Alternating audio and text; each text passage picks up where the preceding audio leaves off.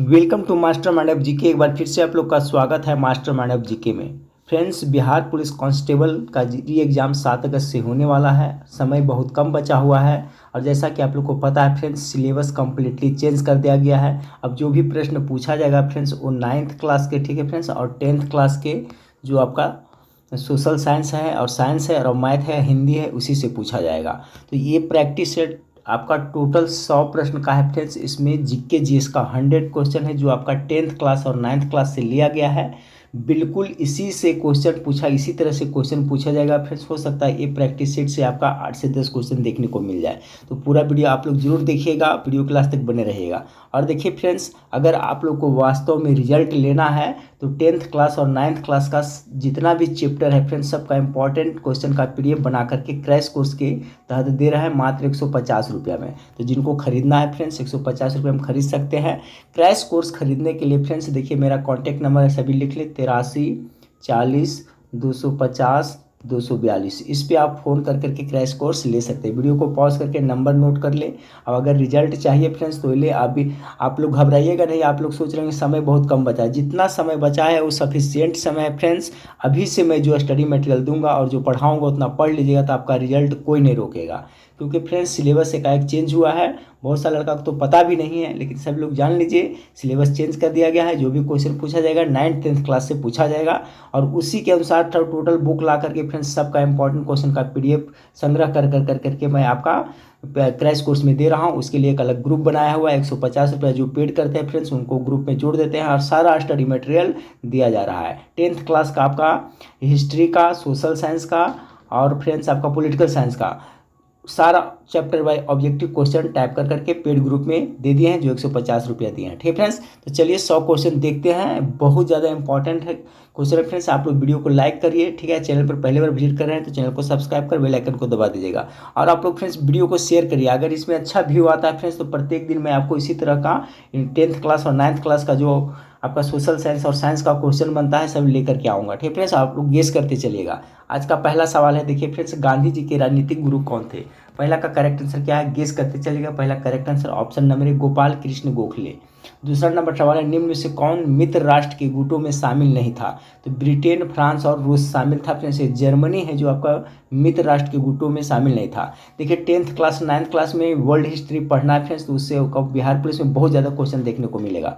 चलिए तीसरा नंबर सवाल का 2 का हो गया फ्रेंड्स। तीसरा नंबर सवाल देखिए, संवाद कुमुदी, बहुत ज़्यादा इंपॉर्टेंट क्वेश्चन, संवाद कुमुदी सॉरी का प्रकाशन किस भाषा में हुआ था? तो ये आपका हुआ था बंगाली भाषा में। तो 3 का जो करेक्ट आंसर हो जाएगा ऑप्शन नंबर ए हो जाएगा। चौथा नंबर सवाल को देखिए। चौथा नंबर सवाल आपका है कि भारतीय समाचार पत्रों के मुक्तिदाता के रूप में कौन विख्यात है? बहुत ही टॉप मोस्ट VVI क्वेश्चन है फ्रेंड्स। मैं बता रहा हूँ कि ये जो प्रैक्टिस सेट है 100 नंबर का, इससे आपका 8 से 10 क्वेश्चन 100% आपको लड़ जाएगा बिहार पुलिस के एग्जाम में।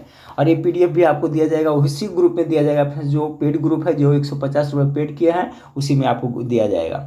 4 नंबर सवाल का correct answer option number B हो जाएगा, चार्ल्स मेटकॉफ। भारतीय समाचार पत्रों के मुक्तिदाता के रूप में कौन विख्यात है, जाना जाता है? तो चार्ल्स मेटकॉफ इसका करेक्ट आंसर हो जाएगा। नेक्स्ट क्वेश्चन देखिए, रक्त और लौह की नीति का संबंध किनसे है? यानी रक्त और लौह का नीति किसने अपनाया था? तो 5 का correct answer option number C वो बिस्मार्क हो जाएगा। ठीक है। छठा नंबर सवाल देखिए, बोहेमिया निम्न में से किस देश की अधीन था? ये 10th क्लास में आपको पढ़ना है हिस्ट्री में फ्रेंड्स। तो देखिए इसमें किसके अधीन था? तो 6 नंबर सवाल का करेक्ट आंसर क्या होगा? तो 6 का जो करेक्ट आंसर होगा फ्रेंड्स ऑप्शन नंबर ए हो जाएगा, आपका ऑस्ट्रिया के अधीन था। 7वां नंबर सवाल है, ब्रेस्ट लिटोवस्क की संधि किन देशों के बीच में हुई थी? तो देखिए 7 का जो करेक्ट आंसर हो जाएगा, 7 का करेक्ट आंसर हो जाएगा फ्रेंड्स ऑप्शन नंबर डी हो जाएगा, ये रूस और जर्मनी के बीच में हुआ था। 8 नंबर सवाल है, 1871 में विलियम प्रथम कहाँ का सम्राट बना था? तो कहाँ का बना था? तो 8 का जो करेक्ट आंसर हो जाएगा ऑप्शन नंबर सी, जर्मनी का सम्राट बना था। 9 नंबर सवाल को देखें, बिल्कुल है जो सिलेबस के अनुसार है फ्रेंड्स, आपका टॉपिक वाइज है। लोकतांत्रिक विकेंद्रीकरण का सुझाव निम्न में से किसने दिया था? बहुत अच्छा सवाल है। 9 का करेक्ट आंसर बलवंत राय मेहता समिति ने दिया था। ठीक है फ्रेंड्स, इसी के सिफारिश पर फ्रेंड्स आपका भारत में जो पंचायती राज लागू हुआ है, इसी की सिफारिश पे। तो 9 का करेक्ट आंसर ही हो जाएगा, लोकतांत्रिक विकेंद्रीकरण का सुझाव है जो बलवंत राय मेहता समिति ने दिया था। अगला सवाल को देखें। अगला सवाल आपका है कि कौन सा संवैधानिक संशोधन नगरीय स्थानीय स्वशासन से संबंधित है? बहुत ज़्यादा इंपॉर्टेंट सवाल ये भी है। 10 का तो ये हो जाएगा फ्रेंड्स 74वां। 74वां संविधान संशोधन है जो फ्रेंड्स नगरीय स्थानीय स्वशासन से संबंधित है। चिपको आंदोलन का प्रारंभ किस राज्य में हुआ था, एक क्वेश्चन आने वाला है फ्रेंड्स। चिपको आंदोलन का जो नेता थे सुंदरलाल बहुगुणा, ये भी याद रखिएगा, 100% आपका एग्जाम में पूछा जाएगा तो पूछा जाएगा। और ये कहाँ हुआ था फ्रेंड्स, तो आपका 11 का करेक्ट आंसर हो जाएगा ऑप्शन ए, उत्तराखंड के चमोली जिला से शुरू हुआ था। चिपको आंदोलन के नेता कौन थे, सुंदरलाल बहुगुणा, ये आप याद रखिएगा। आपातकाल की घोषणा कौन करता है, ठीक है फ्रेंड्स। आपातकाल की घोषणा आप लोग को पता है फ्रेंड्स, अनुच्छेद कितना 352 से लेकर के 360 तक में है, तो इसका कौन करता है, राष्ट्रपति करता है। 12 करेक्ट आंसर ये होगा। 360 में जो वित्तीय आपात है फ्रेंड्स, जो कि भारत में अभी एक बार भी लागू नहीं हुआ है। मैं फिर से कहूँगा फ्रेंड्स, जो चैनल को सब्सक्राइब नहीं किया चैनल को सब्सक्राइब कर लीजिएगा, ठीक है। 13 नंबर सवाल हो गया आपका, किस देश में संघात्मक शासन व्यवस्था नहीं है। 13 का correct answer option number A, चीन में संघात्मक नहीं है फ्रेंड्स। भारत, बेल्जियम और स्विट्जरलैंड में है, चीन में जो आपका संघात्मक व्यवस्था नहीं गया है। भारतीय संविधान में संघात्मक व्यवस्था कहाँ से लिया गया, तो कनाडा के संविधान से लिया गया, ये सभी लोग याद रखिएगा। अगला सवाल को देखिए, भारत का सबसे पुराना राजनीतिक दल कौन सा है। 14 का करेक्ट आंसर क्या हो जाएगा फ्रेंड्स, तो ऑप्शन नंबर सी, भारतीय राष्ट्रीय कांग्रेस है जो भारत का सबसे पुराना राजनीतिक दल है, ठीक है फ्रेंड्स। जो स्टूडेंट 150 रुपये खर्च करके क्रैश कोर्स नहीं खरीदेगा फ्रेंड्स, एग्जाम के बाद पक्का वो पछताइएगा, क्योंकि फ्रेंड्स मैं जो अभी दे रहा हूँ क्वेश्चन बहुत ज़्यादा हमें हार्ड वर्क करना पड़ा है, 10 से 12 घंटा क्वेश्चन टाइप करने में लग रहा है। और 9th 10th का जो सिलेबस आपका CSBC का ऑफिशियल वेबसाइट पर आया है, उसी सिलेबस के अनुसार सब टू द पॉइंट क्वेश्चन दे रहे हैं, तो सभी लोग जरूर PDF खरीद ले फ्रेंड्स 150 रुपये में, अगर रिजल्ट चाहिए तो। 15 नंबर सवाल को देखिए फ्रेंड्स, निम्न में से किस देश में प्रत्यक्ष लोकतंत्र पाया जाता है। 15 का correct answer option number A, Switzerland में क्या है फ्रेंड्स, आपका प्रत्यक्ष लोकतंत्र पाया जाता है।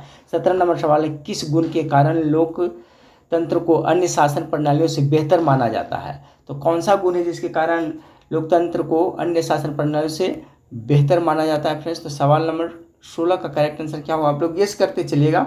तो 16 का करेक्ट आंसर हो जाएगा फ्रेंड्स आपका ऑप्शन नंबर डी, इनमें से सभी। समानता और स्वतंत्रता का पोषक, जनमत और मतभेदों में सामंजस्य, तो इसका correct answer option number D हो जाएगा। क्योंकि सिलेबस चेंज हो गया फ्रेंड्स, पहले कुछ और पढ़ रहे थे लेकिन अब है जो सिलेबस में जो दिया वही पढ़ना पड़ेगा। उत्तर मध्य रेलवे का मुख्यालय निम्न में से कौन है, सर इसका जवाब सबको पता होगा फ्रेंड्स, उत्तर मध्य रेलवे का कह रहा है तो इलाहाबाद इसका करेक्ट आंसर हो जाएगा। 17 का ए हो जाएगा, ठीक है। उत्तर मध्य रेलवे का, उत्तर पूर्व रेलवे का कहेगा फ्रेंड्स तो आपका हाजीपुर हो जाएगा, लेकिन मध्य रेलवे कह रहा है तो इलाहाबाद हो जाएगा। 18 नंबर सवाल का, ऑल इंडिया रेडियो की शुरुआत कब हुई थी। 18 का करेक्ट आंसर ऑप्शन नंबर 1936 ईस्वी में ऑल इंडिया रेडियो की शुरुआत हुई थी। चलिए अगला सवाल है, भारत में सड़कों की लंबाई की दृष्टि से प्रथम स्थान किस राज्य का है। टॉप मोस्ट VVI सवाल है फ्रेंड्स, 19 नंबर सवाल का। 19 का करेक्ट आंसर हो जाएगा ऑप्शन नंबर सी, महाराष्ट्र का, ठीक है फ्रेंड्स। इसका एक भी क्वेश्चन आप लोग स्किप नहीं करिएगा, ठीक है। इसमें से 100% आपका बिहार पुलिस कांस्टेबल परीक्षा में आने वाला है क्वेश्चन, और ये PDF उसी ग्रुप में दे दिया जाएगा। 19 का करेक्ट आंसर हो जाएगा फ्रेंड्स, क्या कह रहा है कि भारत में सड़कों की लंबाई की दृष्टि से प्रथम स्थान पर किस राज्य है, तो महाराष्ट्र में सबसे ज़्यादा सड़कों की लंबाई है, तो 19 का correct answer option number C हो जाएगा। 20 नंबर सवाल को देखिए, 20 नंबर सवाल आपका है, 20 नंबर सवाल आपका, निम्नलिखित में से कौन सा राज्य चक्रवातीय तूफान से सर्वाधिक प्रभावित है। तो 20 का जो करेक्ट आंसर हो जाएगा फ्रेंड्स ऑप्शन नंबर ओडिशा है, सबसे ज़्यादा प्रभावित है। नेक्स्ट क्वेश्चन को देखते हैं, 21 नंबर सवाल आपका है। 21 नंबर सवाल है, निम्न में से कौन प्राथमिक उपचार का उपकरण है। 21 का जो करेक्ट आंसर हो जाएगा फ्रेंड्स ऑप्शन नंबर डी हो जाएगा, बैंडेज और टेप। देखिए प्राथमिक उपचार का उपकरण ही है ना, बैंडेज और टेप, ठीक है। फर्स्ट एड इसी को कहा जाता है फ्रेंड्स, तो ऑप्शन नंबर डी इसका करेक्ट आंसर हो जाएगा। 22 नंबर सवाल देखिए, आसवान बांध किस नदी पर है। तो 22 का जो करेक्ट आंसर हो जाएगा ऑप्शन ए, नील नदी पर आसवान बांध बांधा हुआ है फ्रेंड्स। इंपॉर्टेंट क्वेश्चन याद रखिए, आसवान बांध नील नदी पर। रिएक्टर पैमाना का उपयोग किस आपदा में होता है। तो देखिए रिएक्टर भूकंप नापने के लिए होता है फ्रेंड्स, ऑप्शन नंबर सी आपका 23 का करेक्ट आंसर हो जाएगा। 24 नंबर सवाल, पूर्वी बिहार प्रायः किस आपदा से ग्रसित रहता है। तो 24 का जो करेक्ट आंसर हो जाएगा फ्रेंड्स, ये क्या इसमें बाढ़ आता है, ठीक है।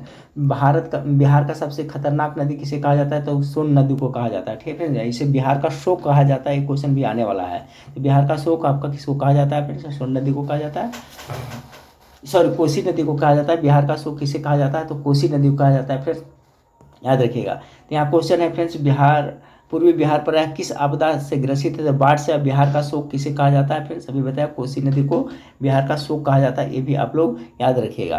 चलिए अगला सवाल देखते हैं, कोपरा क्या है। कोपरा क्या है, तो 25 नंबर सवाल का करेक्ट आंसर क्या होगा। 25 का जो करेक्ट आंसर होगा ऑप्शन नंबर बी हो जाए, उपभोक्ता संरक्षण अधिनियम है। कोपरा क्या है? तो उपभोक्ता संरक्षण अधिनियम है।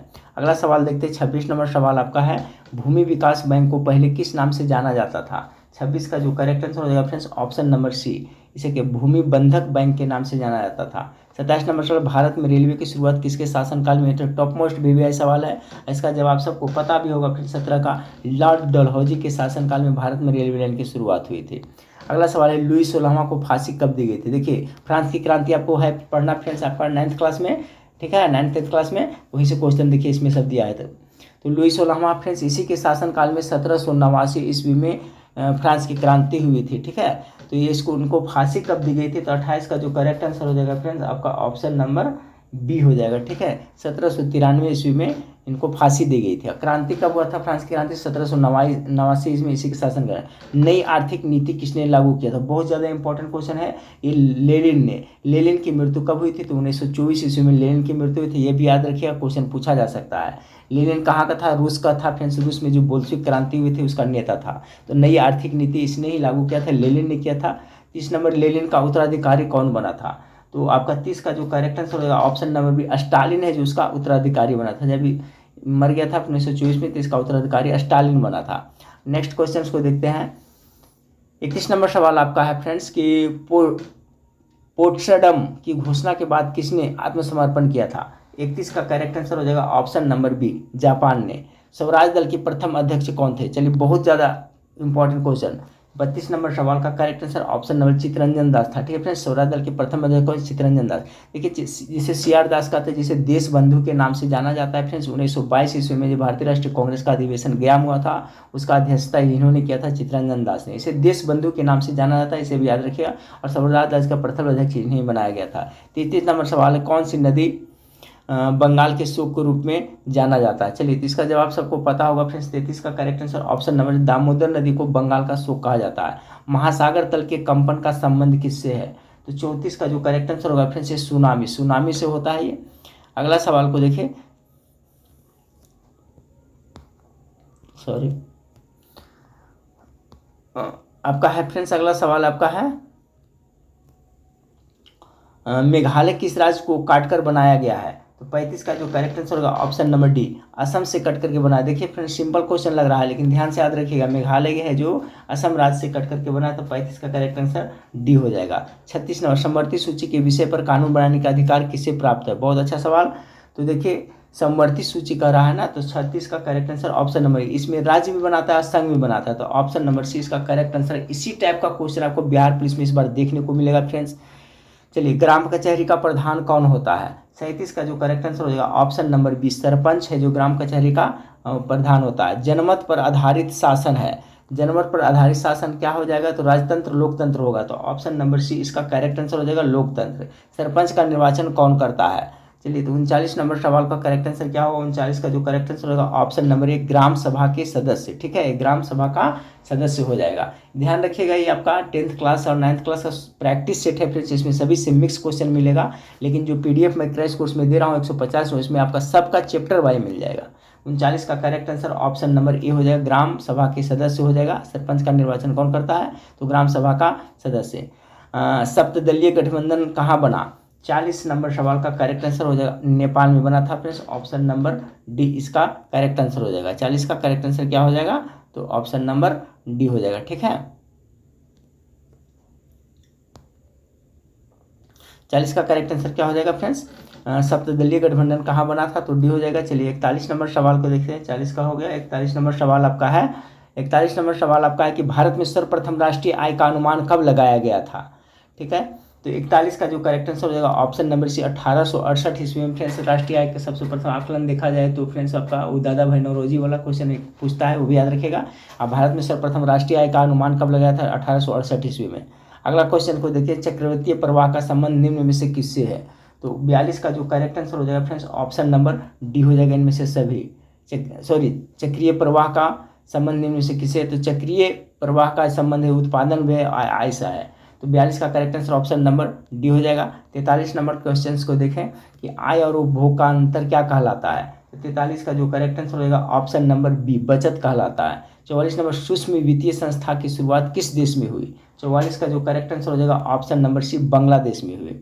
अगला सवाल देखते हैं फ्रेंड्स, 44 हो गया। 45 नंबर सवाल को देखिए। 45 नंबर सवाल है, सकल घरेलू उत्पाद में सबसे कम योगदान किस क्षेत्र का है। देखिए इसी टाइप का क्वेश्चन आपको पूछा जाएगा। देखिए क्वेश्चन कोई आसान नहीं होता फ्रेंड्स, कोई हार्ड नहीं होता। जो क्वेश्चन आपको आता है वो आसान हो जाता है, और जो सिंपल क्वेश्चन नहीं आता है तो हार्ड हो जाता है। इसलिए सभी तरह का क्वेश्चन देखते चलिए। 45 का करेक्ट आंसर क्या होगा, बहुत इंपॉर्टेंट है, प्राथमिक क्षेत्र रहेगा। सकल घरेलू उत्पाद में सबसे कम योगदान किस क्षेत्र का आता है, तो प्राथमिक क्षेत्र के अंतर्गत आता है। ये 3 क्षेत्र बांटा गया, सब याद रखिए। प्राथमिक क्षेत्र में कृषि आता है, फिर द्वितीय क्षेत्र हो गया में आपका उद्योग धंधा, तृतीय क्षेत्र में क्या आता है, तो बैंकिंग सेवा, ये सब विनिमय आता है। ये सब याद रखिएगा, इस तीनों क्षेत्र से क्वेश्चन पूछा जाएगा।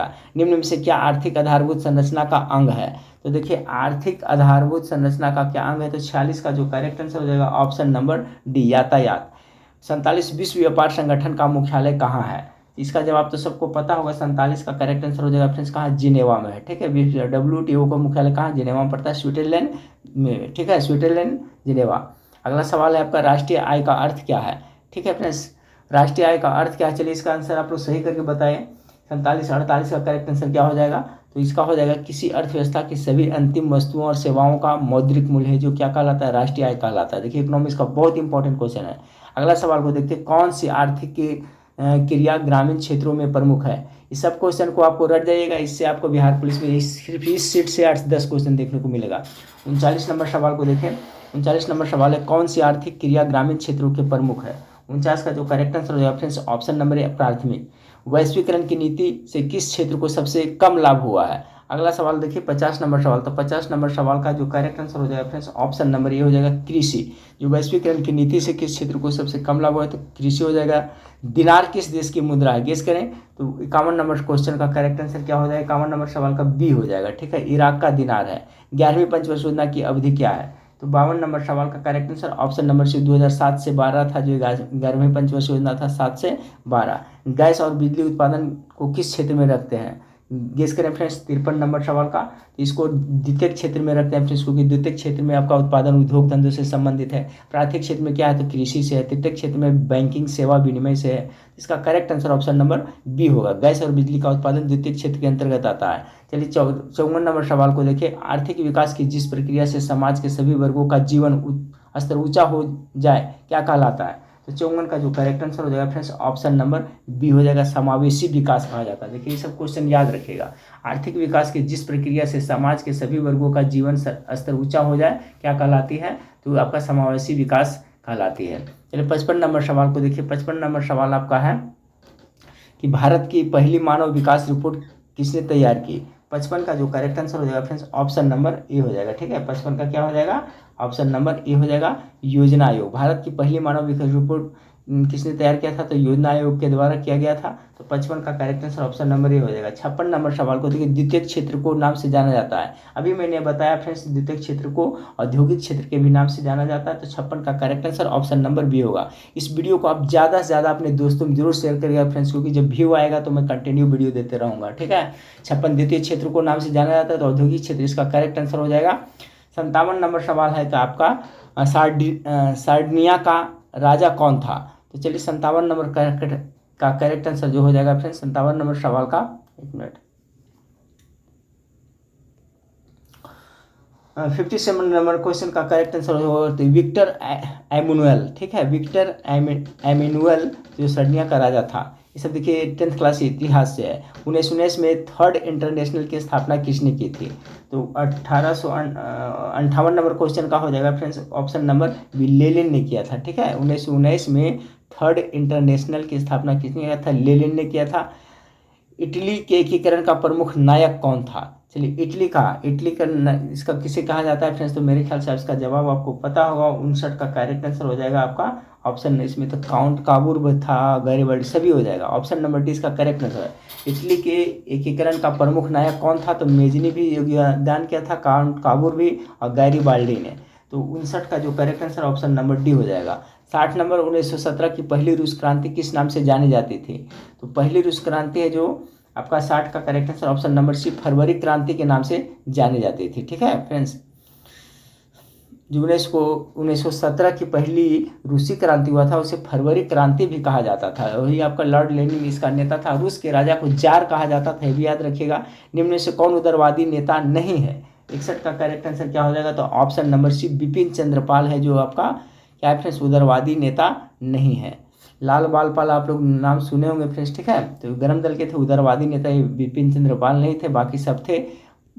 नेक्स्ट क्वेश्चन को देखते हैं। 62 नंबर सवाल आपका है, निम्नलिखित में से किसने पहली बार मुसलमानों के लिए अलग निर्वाचन का प्रस्ताव रखा। 62 का correct answer option number B होगा, मार्ले मंटे सुधार 1909 ईस्वी में। इस वीडियो में सभी का कमेंट जरूर आना चाहिए फ्रेंड्स, ठीक है। वीडियो कैसा लगा उसका कमेंट हर हाल में सभी को करना है, तभी पता चलता है फ्रेंड्स कि आप लोग वीडियो देखे हैं कि नहीं देखे। आप पूरा वीडियो जरूर देखिएगा।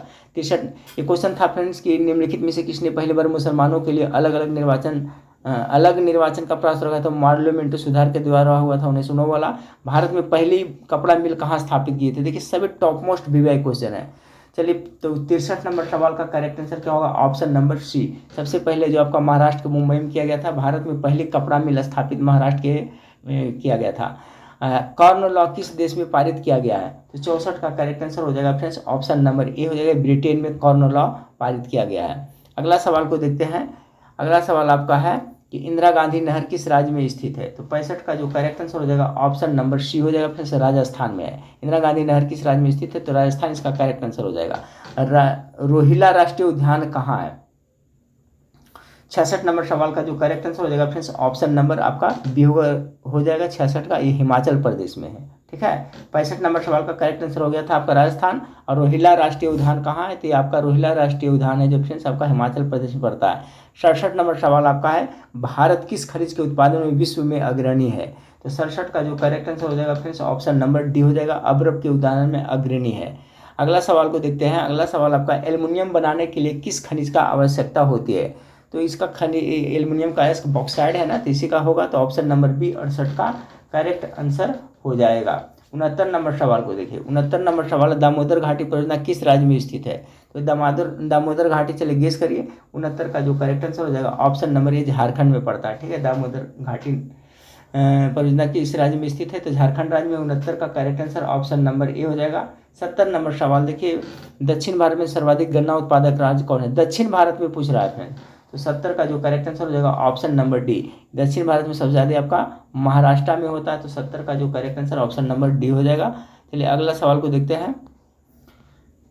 अगला सवाल आपका है फ्रेंड्स कि Visvesvaraya iron and steel limited कहाँ स्थित है। तो 71 का जो करेक्ट आंसर हो जाएगा ऑप्शन नंबर बी हो जाएगा। ये कहाँ पड़ता है, तो भद्रावती में पड़ता है, ठीक फ्रेंड्स। कहाँ पड़ता है, तो भद्रावती में ये आपका पड़ता है। इसमें टोटल हम लोग आज 80 क्वेश्चन देखने वाला है, ठीक है फ्रेंड्स। सॉरी, इसमें हम 100 बताया था, इसमें टोटल कितना 80 क्वेश्चन देखने वाला है, तो इसका करेक्ट आंसर हो जाएगा भद्रावती। चलिए अगला सवाल को देखते हैं फ्रेंड्स। 72 नंबर सवाल। 72 नंबर सवाल आपका है फ्रेंड्स कि कौन सा शिपयार्ड भारत के लिए युद्धपोत बनाता है। तो 72 का जो करेक्ट आंसर हो जाएगा फ्रेंड्स, ऑप्शन नंबर ए हो जाएगा, ये माझगांव इसका करेक्ट आंसर हो जाएगा। 73 नंबर सवाल देखिए, निम्न में से कौन सा अजैविक संसाधन है। जैविक अजैविक आप लोग को पढ़ना है इसमें 10th क्लास में। तो 73 का जो करेक्ट आंसर हो जाएगा फ्रेंड्स, ऑप्शन नंबर सी हो जाएगा, नदी, ठीक है फ्रेंड्स। ये अजैविक है, बाकी मानव पक्षी पेड़ पौधे सब जो जैविक क्या है, जैविक है। अजैविक में आ जाएगा सूर्य प्रकाश, नदी, हवा, ये सब अजैविक आ जाएगा। रेगुर किसे कहते हैं, बहुत ज़्यादा इंपॉर्टेंट सवाल है। रेगुर किसे कहते हैं फ्रेंड्स, तो काली मिट्टी को क्या कहा जाता है, रेगुर मिट्टी भी कहा जाता है ना।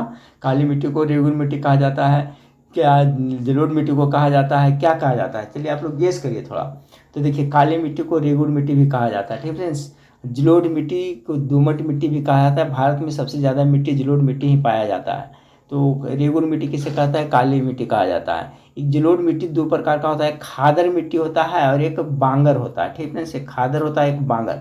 तो जो पुरानी जलोढ़ होता है उसे बांगर मिट्टी कहते हैं, जो नवीन जलोढ़ होता है जो उपजाऊ होता है उसे खादर कहते हैं। तो जलोढ़ मिट्टी के कितने प्रकार हैं, सभी लोग याद करिएगा, 2 प्रकार है, खादर मिट्टी, एक बांगर मिट्टी। खादर होता है जो नया जलोढ़ उपजाऊ होता है, ये बांगर होता है जो क्या होता है फ्रेंड्स, उपजाऊ नहीं होता है। और रेगुर मिट्टी किसे कहते हैं, तो काली मिट्टी को कहते हैं, जो काली मिट्टी कपास की खेती के लिए काफ़ी ज़्यादा इंपॉर्टेंट है। शरावती नदी घाटी परियोजना कहाँ अवस्थित है। तो 75 नंबर सवाल का करेक्ट आंसर हो जाएगा क्या फ्रेंड्स, 75 का correct answer option number B, Karnataka में स्थित है। शरावती नदी घाटी परियोजना कहाँ अवस्थित है, तो कर्नाटका में स्थित है शरावती, याद रखिएगा।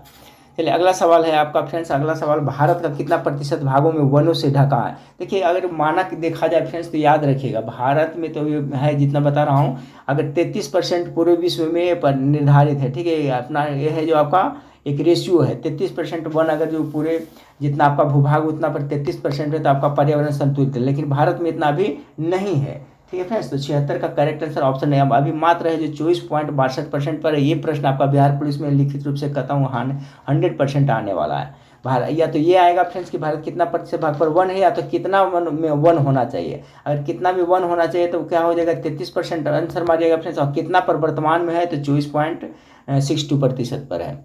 चलिए, नहरकटिया तेल क्षेत्र कहाँ स्थित है? तो 77 का जो करेक्ट आंसर हो जाएगा ऑप्शन नंबर बी असम में है। प्रथम राष्ट्रीय जल नीति कब अपनाई गई थी? ये भी इंपॉर्टेंट क्वेश्चन है 78 नंबर सवाल का। 78 नंबर सवाल का जो करेक्ट आंसर हो जाएगा ऑप्शन नंबर सी हो जाएगा 1987 में। 79 नंबर क्वेश्चन को देखिए, बिहार में किस वर्ष सबसे भयंकर भूकंप आया था? तो 79 का correct answer option number D 1934 में सबसे भयंकर भूकंप आया था। इसका लास्ट सवाल, निम्न में से कहाँ ताप विद्युत उत्पादन केंद्र स्थित है? तो 80 का जो करेक्ट आंसर होगा फ्रेंड्स आपका बरौनी, काटी, कहलगांव, ये तो सभी हो जाएगा ऑप्शन नंबर डी। देखिए, ताप विद्युत केंद्र आपका बरौनी में पड़ता है, काटी में भी है, कहलगांव में। तो इसका करेक्ट आंसर क्या हो जाएगा? सभी हो जाएगा। तो 80 सवाल देखिए जो फ्रेंड्स आपका 10th क्लास, ध्यान रखिए 10th और 9th क्लास का आपका जो सोशल साइंस था, सामाजिक विज्ञान, उसी से था। और ये है जो सभी सिलेक्टिव क्वेश्चन है फ्रेंड्स, बिहार बोर्ड में पूछा हुआ क्वेश्चन है। तो इसी सबसे क्वेश्चन उठा करके आपको बिहार पुलिस में देगा। ठीक फ्रेंड्स, एक बार पुनः मैं सबको रिपीट कराना चाहूँगा कि जो क्रैश कोर्स नहीं खरीदेंगे फ्रेंड्स वो अभी मूर्खता वाला काम करेंगे, क्योंकि फ्रेंड्स जो नया सिलेबस उसी के साथ मैं क्वेश्चन दे रहा हूँ। और 150 रुपया, मुझे समझ में नहीं आ रहा है कि आप लोग इतना डरते क्यों। 150 रुपया 500-600 रुपया खर्चा कर दिएगा, 150 रुपया इतना मेहनत करके पीढ़ी देता हूँ, उसको देने में आप लोग आनाकानी करते हैं। ठीक है, कोई बात नहीं, जिनको रिजल्ट लेना है वो तो कोर्स जरूर लेंगे। ओके, कोर्स कैसे लेना है फ्रेंड्स? तो ये नंबर देखिए 83 40 250 242, इस पर आप कॉल कर लीजिएगा, हमसे बात हो जाएगी प्रमोद सर से।